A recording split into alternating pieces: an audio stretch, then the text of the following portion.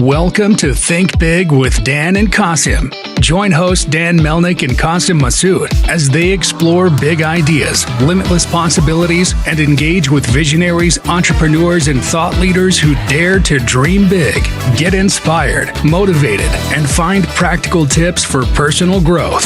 Think big, dream bigger, and ignite your potential.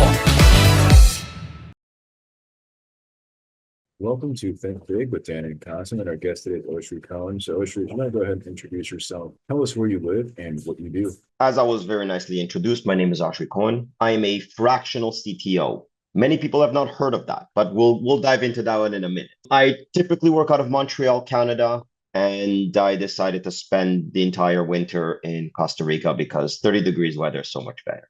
There you go. So yeah, in terms of being a fractional CTO, I'm curious kind of more about that. And even just how did you even get into this in the first place? So I've been CTO multiple times. I've been VP of engineering, director, manager, senior developer, all of these roles. I rose through the ranks quite quickly, right? I went from junior developer to architect in 4 years in my first job, right? When I was 18, actually. And throughout my experience, I realized that the CTO role isn't really a CTO role. Half the time, it all depends on the size of the company. So the CTO role at a small startup is an engineering manager and a tech lead. That's it. And as the team grows, then you have to be, a manager. And then as the team grows, you have to be a director and then eventually a C-level executive, right? And this is where most CTOs crash and burn, just wildly crash and burn, because moving from this tech lead space, right, where you have to be creative, you have to write code, you have to get in there, to suddenly managing P&L, there's no business training for this, right? You'd have to go and get an MBA, you have to go and get business training. Luckily, I have a business degree as well, right? I'm a self-taught technologist, but I have a business degree as well. So I travel both worlds. And I realized that no matter which role I would apply for, eventually I'd either get bored because the technical challenges were done, or they required all business and no tech. And that was kind of not fun, right? I'll take that any day of the week now, especially when they're paying 400, 500K a year, not a problem. But then, you're not traveling both worlds, which is what I really, really like. And which is the area that most of the market is. Small businesses, startups need that widespread experience, right? I was talking to a friend in Europe, and in Europe, they really like to rent things. They don't really care for ownership. I love it. Fantastic. Let me just rent this human for a little while this human performs work for me, and then off we go. I don't need to hire a full-time CTO, 400K to manage developers and do pull requests. What are they going to actually do? Let's be honest, right? I talked to some of my friends who even make $300,000-$400,000 at Netflix. What do you do? Pull requests. What do you mean? There's got to be more than that, right? There isn't. So I looked into the market in Europe. I saw that fractional CTO was actually a thing there. And I decided to not shut up about it on LinkedIn. And then suddenly other fractional CTOs came up. So either I created this, I like to believe so, but maybe not, or I never knew about it and then suddenly discovered it because that's what I called myself, right?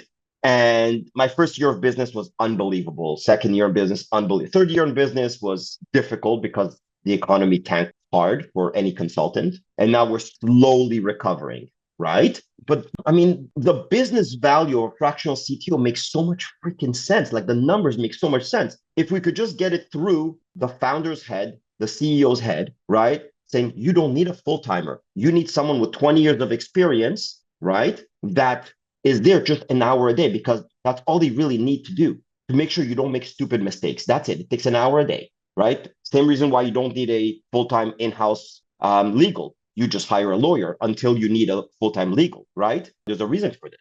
And that's how I started. That's awesome. That's how I started. Well, yes, I'm curious about that, Rick, 'cause you're talking about how in Europe, it's a big thing. So, are most of your clients over there or most of your clients in the US, Canada? Where do you see most of your clients are located nowadays? Most of my clients are in the US. In the United States, there is a culture of paying for skill, paying for consultants. I've had a few clients in Europe, and frankly, if I ever move to Europe, it's going to be all Europe, right? I like the mindset over there as well. I like how they operate. They pay a lot less, But that's okay because they also move a little bit slower and they appreciate the American mindset where we push people a little bit harder, right? I like to push, and get results. But most of my clients are in the US. I would say 9 out of 10. Makes sense. And then, so essentially kind of like in a good use case, you can just correct me if I'm wrong, but it seems like if you're like a non-technical founder of a tech company or like a SaaS product, and then they need someone like you to kind of, hone things in from like the dev side, because yeah, like they're not technical. Is that kind of where you come in? Yes. So a proper CTO, first of all, a proper CTO makes themselves irrelevant. That's what you're supposed to do. You're not supposed to be in the middle, in the center of it all, controlling deployments and migrations and the this and that. You're not supposed to. But at first, you're going to take control over it, create a process around it, and start releasing the responsibility over every month. You're going to just release it more and more as the team is trained, right? And they gain confidence. So you show them confidence this way by taking over, and then you're releasing it slowly. This is how you do it, and you train them and whatnot.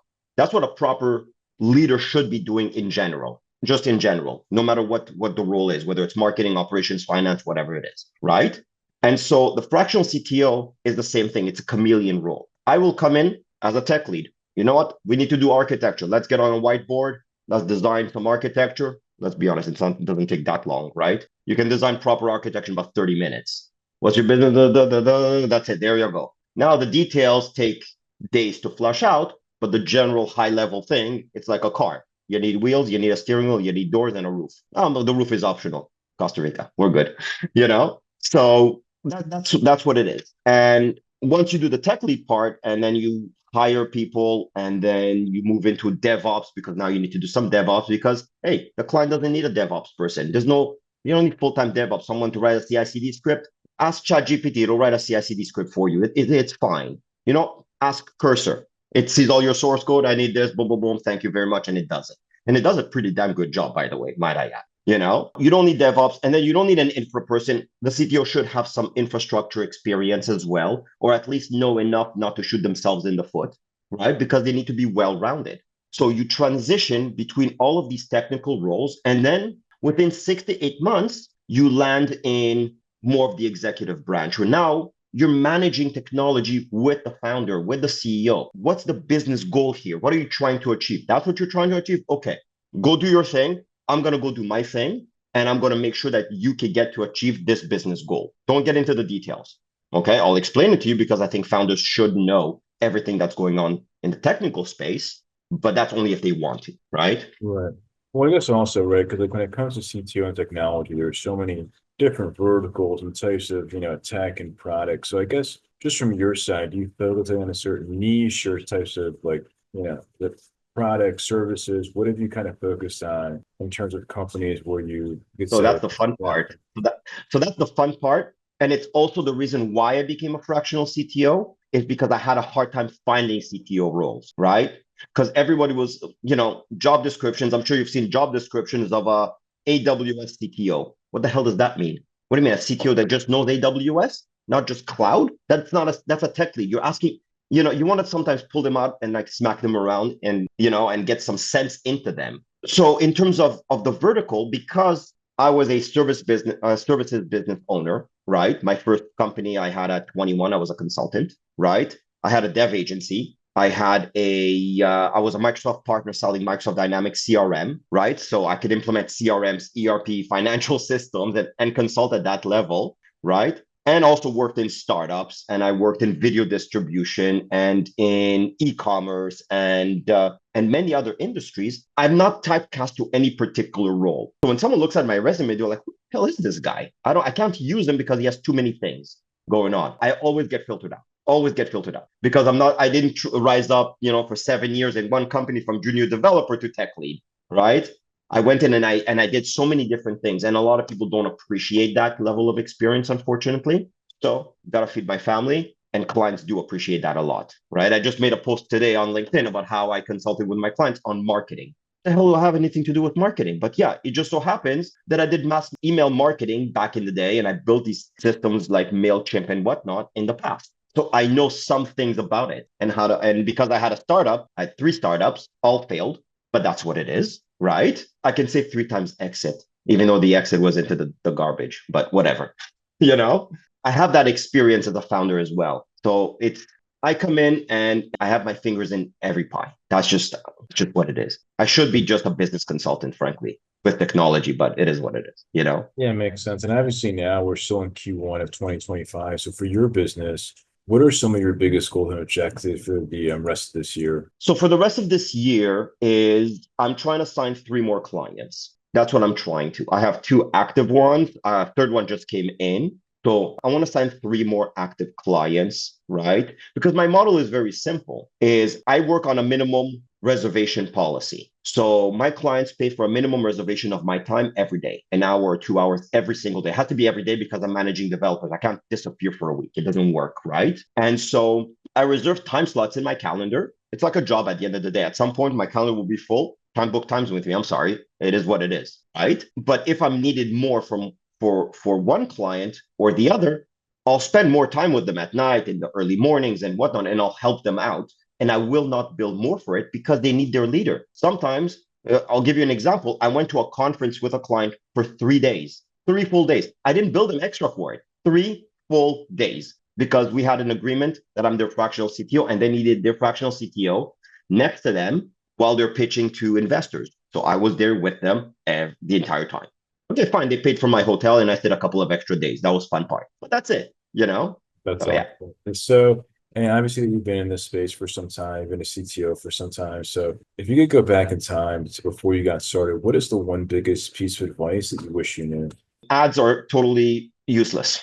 Ads are useless. I lost my shirt with ads and email marketing and all of that. I never got any business from it. I would have hired 2 or 3 salespeople and had them, one lead generator in-house. You make 100 calls a day. That's your job. Make 100 calls a day. And then a salesperson to complete the sale. And then I would come in and I would close. My plan was to have a fractional CTO agency. Had I started it at 3 years ago, Red Corner, right? I would have that agency right now. I started it just when the economy was crashing. I didn't foresee it. Nobody could foresee that hundreds of thousands of developers would lose their jobs in a matter of weeks, I think, from Google, from all of them. Like Right. nobody could foresee that. So there was a downward pressure on technical knowledge, on salaries of technical experts.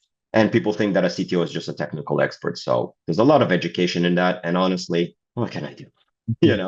Makes sense. So yeah, if somebody watching this wanted to work with you or to reach out to you, what's the best way for somebody to get in contact? I have 2 websites, oshricohen.me, redcorner.io, LinkedIn. There's not very many Oshri Cohens. I can assure you that one. We're very few, especially in North America. And or go ask someone in healthcare. I have a lot of healthcare clients, so someone does know me somewhere. That's for sure. Well, Oshri, thanks so much for your time today. Thank you very much, Dan.